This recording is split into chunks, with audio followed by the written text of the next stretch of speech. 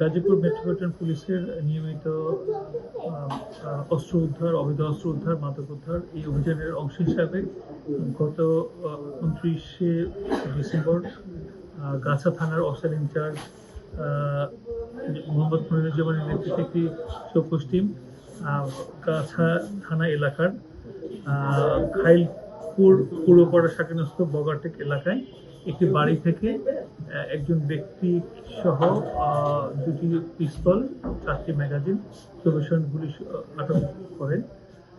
এটা গত 29 তারিখ রাত 10টা 5 মিনিটের সময় এই ঘটনা। ইতিমধ্যে আমরা এই ঘটনার প্রেক্ষিতে একটি মামলা রুজু করেছি অস্ত্র আইনে। এই আসামির ইতিপূর্বে 2টো মামলা রয়েছে আমরা জানতে পেরেছি। একটি হলো মাদক মামলা, একটি হলো অবৈধ অস্ত্র সহ আটকের একটি মামলা। আমরা মামলায় আজকে তাকে বিজ্ঞ কোর্টে প্রেরণ করব।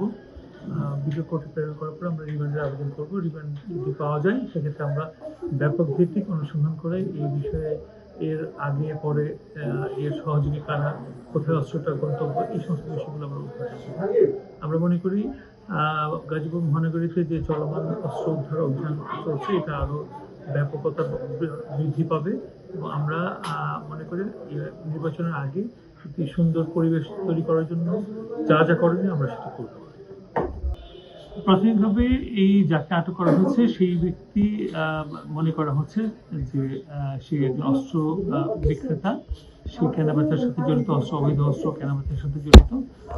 এই অস্ত্র দিয়ে সে কোনো অকারেন্স করতো কিনা বা করার কোনো পরিকল্পনা করেছে কিনা এই বিষয়ে কোনো তথ্য এখন পর্যন্ত পাওয়া যায়নি। ধন্যবাদ।